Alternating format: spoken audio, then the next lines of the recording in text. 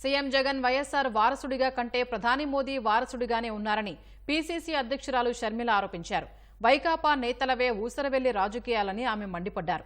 Kadapa Congress party కార్యాలయంలో CPI CPM రాష్ట్ర కార్యదర్శులు రామకృష్ణ, శ్రీనివాసరావుతో కలిసి మాట్లాడారు. రాష్ట్రంలో ఇండియా కూటమిని గెలిపించాలని కోరారు.